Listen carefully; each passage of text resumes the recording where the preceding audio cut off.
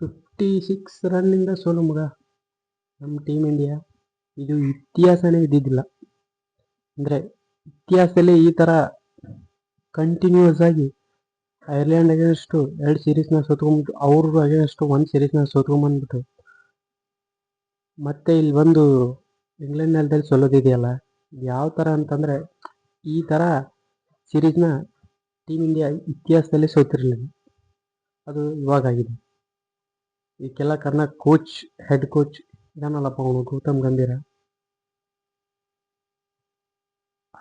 Team ಯಾವ ಥರ playing 11 ಹಾಕಬೇಕು, ಏನು ಆ ವಾಷಿಂಗ್ಟನ್ ಸುಂದರ್ ಏನು ಪರ್ಫಾರ್ಮೆನ್ಸ್ ಬರ್ತಾ ಇದೆ ಅವ್ರ ಕಡೆಯಿಂದ. ಸುಮ್ಮನೆ ತಗೊಂಡು ಕೂರ್ಸ್ಬಿಟ್ಟು ನಮ್ಮ RCBಯಲ್ಲಿ ಇದ್ದಾರೆ, ನಮ್ಮ ಟೀಮಲ್ಲಿ ಕೃಣಾಲ್ ಪಾಂಡ್ಯ, ಭುವಿ, ರಶೀದ್ ಸಲಾಮ್ದರ್, ಮೇಯ್ನಾಗಿ ರಜತ್ ಪಟ್ಟಿದಾರ್ನ ತಗೊಂಡಿಲ್ಲ ಅವರು. ಶ್ರೇಯಸರ್ ಒಳ್ಳೆ ಕ್ಯಾಪ್ಟನ್ಸಿನೇ, ಬಟ್ ಆದರೆ ಅವ್ರ ಕ್ಯಾಪ್ಟನ್ಸಿಯಲ್ಲಿ ಪ್ಲೇಯಿಂಗ್ 11 ಯಾವ ಥರ ಸೆಟ್ ಮಾಡಿದ್ರು ಪ್ಲೇಯಿಂಗ್ 11 ಸೆಟ್ ಆಗ್ತಿಲ್ಲ. ಆ ಥರ ಇವರು ಟೀಮ್ನಲ್ಲಿ ಸೆಟ್ ಮಾಡಿಬಿಟ್ಟು ಹೋಗಿ ಹೊಡೆದು ಬನ್ನಿ ಅಂದರೆ ಚಿಕ್ಕ ಚಿಕ್ಕ ಹುಡುಗರನ್ನೆಲ್ಲ ಕಳಿಸ್ಬಿಟ್ಟು, ಅದರಲ್ಲಿ ಎಕ್ಸ್ಪೀರಿಯನ್ಸ್ ಇರುವಂಥ ಒಬ್ಬ ಸಖತ್ತಾಗಿ ಚೆನ್ನಾಗಿ ಪರ್ಫಾರ್ಮೆನ್ಸ್ ಮಾಡಿರೋಂಥ ಪ್ಲೇಯರ್ ಅಂದರೆ ಶ್ರೇಯಸ್ ಅಯ್ಯರ್ ಮಾತ್ರ. ಯಾರು ಅಲ್ಲಿ first match, second match, third match ಎಲ್ಲ 50ನೇ ದಾಟ್ತಾ ಇಲ್ಲ, 50ನೂ ಆಗಿಲ್ಲ. ನಿನ್ನೆ ಮ್ಯಾಚ್ ನೋಡ್ತು ಅಂತಂದರೆ ಅಭಿಷೇಕ್ ಶರ್ಮಾ ಬಂದರು, ಅವರೇನಿಲ್ಲ. ಸಂಜು ಸ್ಯಾಮ್ಸನ್ ಒಂದು 20+ ರನ್ ಹೊಡಿತಾರೆ. ನೆಕ್ಸ್ಟ್ ಬಂದು ಅಭಿಷೇಕ್ ಶರ್ಮಾ ಏನಿಲ್ಲ, ವಿಕೆಟ್ ಆದರು, ಡೈರೆಕ್ಟಾಗಿ ವಿಕೆಟ್ ಡಕೌಟಲ್ಲೇ. ನೆಕ್ಸ್ಟ್ ಬಂದು ಇಶಾನ್ ಕಿಶನ್ ಒಂದು ರೇಂಜ್ಗೆ ಆಡಿದ್ರು, ಹೊಡಿ 50+ ರನ್ ಹೊಡೆದ್ರು. ನೆಕ್ಸ್ಟ್ ಶ್ರೇಯಸ್ ಅಯ್ಯರ್ ಬಂದರು, ಅವರು ಹೊಡಿಲೇಬೇಕಾಗಿತ್ತಲ್ಲಿ, ಯಾಕಂದರೆ 258 ಚೇಸ್ ಇತ್ತು, ಆಡಲೇಬೇಕು, ಬರ್ತಾನೆ ಹೊಡಿಲೇಬೇಕು. ಹೊಡಿಲಿಲ್ಲ ಅಂದರೆ ಏನಿಲ್ಲ, ಆಟ ಸೋತ್ಬಿಡ್ತೀವಿ, ಹೀನಾಯವಾಗಿ ಸೋತ್ಬಿಡ್ತೀವಿ ಅನ್ನೋದು ಎಲ್ಲ ಪ್ಲೇಯರ್ಗೆ ತಲೆಯಲ್ಲಿ ಇತ್ತು. ಅದಕ್ಕೋಸ್ಕರ ಬಂದು ಅಗ್ರೆಸಿವ್ ಆಗಿ ಆಡಿದ್ರು. ಅವರು 20+ ರನ್ ಹೊಡೆದು ವಿಕೆಟ್ ಆಗಿದ್ರು. ಬಟ್ ಇನ್ನೊಂದು ಏನಂತಂದರೆ ತಿಲಕ್ ವರ್ಮನು ಬಂದು 50+ ರನ್ ಹೊಡಿತಾರೆ, 53 ಏನೋ ಹೊಡಿತಾರೆ ಅವರು. ಇಶಾನ್ ಕಿಶನ್ ಅವರು 56, ತಿಲಕ್ ವರ್ಮ ಬಂದು 53 ಹೊಡಿತಾರೆ. ಕೊನೆಯವರೆಗೂ ಏಕಾಂಗಿ ಹೋರಾಟ ಕೊಟ್ಟಿದ್ದಾರೆ ಅವರು ತಿಲಕ್ ವರ್ಮ, ಬಟ್ ಆದರೆ ಅವರು ವಿಕೆಟ್ ಆಗಿ ಹೋಗ್ಬಿಟ್ರು.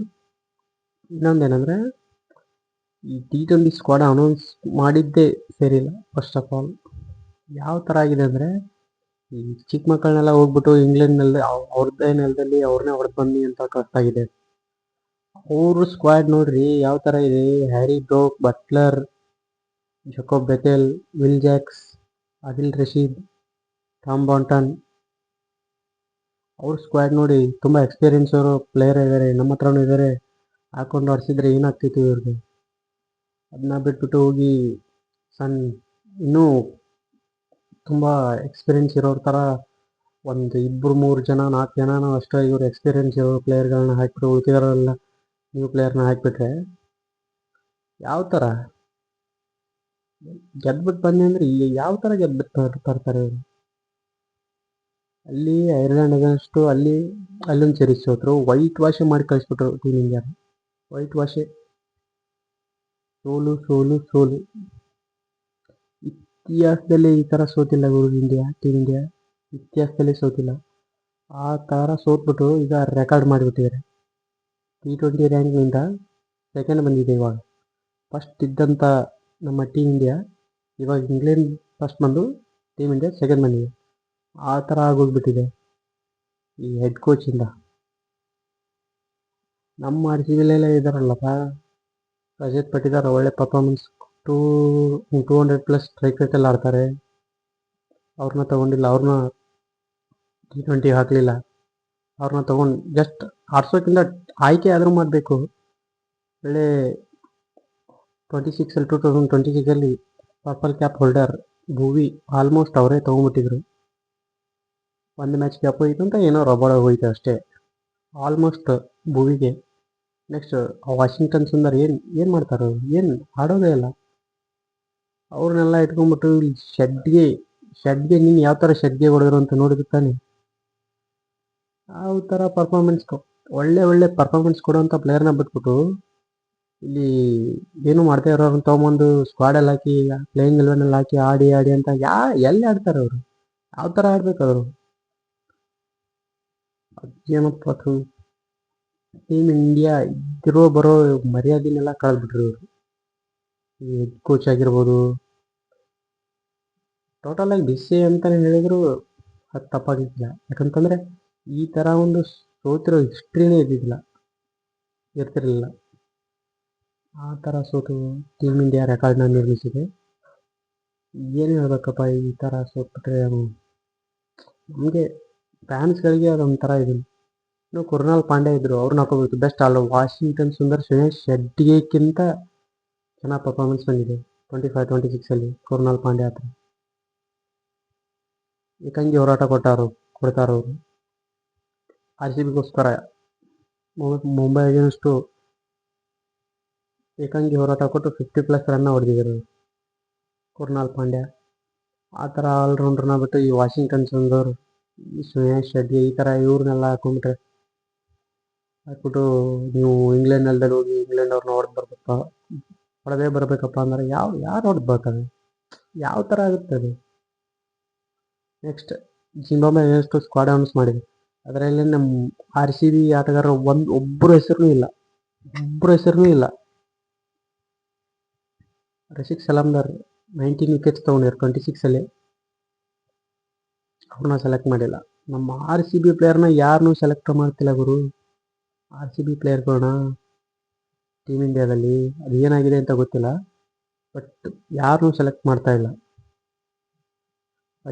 ಪಡಿಕಲ್ ಯಾವ್ಯಾವ ಥರ ಇನ್ನಿಂಗ್ಸ್ ಆಡಿದ್ದಾರೆ, ಅವ್ರನ್ನೂ ಸೆಲೆಕ್ಟ್ ಮಾಡಿಲ್ಲ.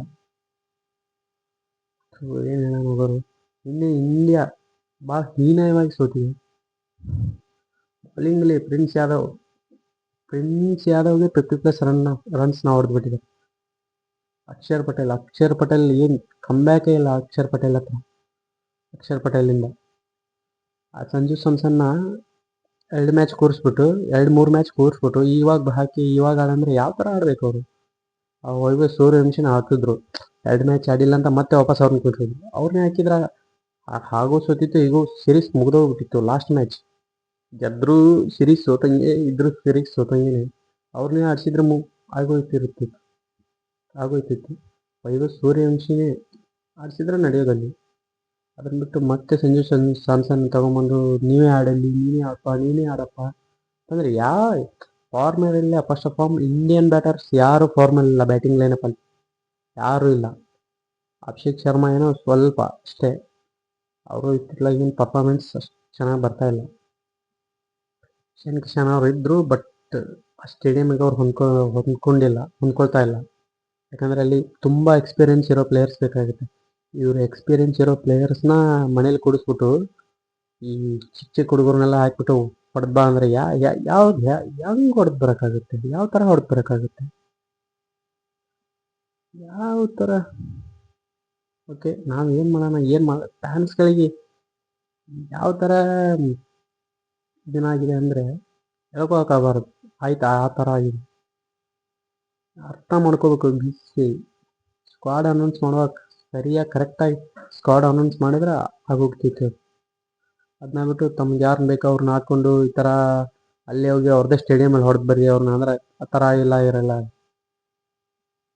ಸ್ವಲ್ಪ ಎಕ್ಸ್ಪೀರಿಯನ್ಸ್ ಪ್ಲೇಯರ್ ಆದರೂ ಇರಬೇಕು. ಒಳ್ಳೆ ಜಿಂಬಾಬ್ವೆ ಎಷ್ಟು ಸ್ಕ್ವಾಡ್ ಅನೌನ್ಸ್ ಮಾಡಿದರೆ ಅದರಲ್ಲಿ ಸಂಜು ಸ್ಯಾಮ್ಸನ್ ಅವ್ರನ್ನ ಡ್ರಾಪ್ ಮಾಡಿದ್ದಾರೆ, ಅದರಲ್ಲಿ ಸೂರ್ಯ ಇಲ್ಲ. ಅದರಲ್ಲಿ ನಮ್ಮ ಒಬ್ಬ ಆರ್ ಸಿ ಬಿ ಪ್ಲೇಯರ್ ಕೂಡ ಇಲ್ಲ.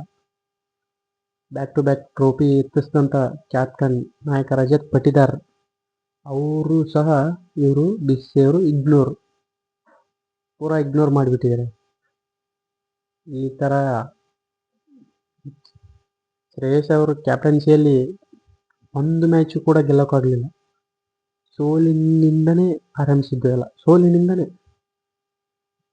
ಯಾವಾಗ ಗೆಲ್ತಾರೋ ನೋಡೋಣ.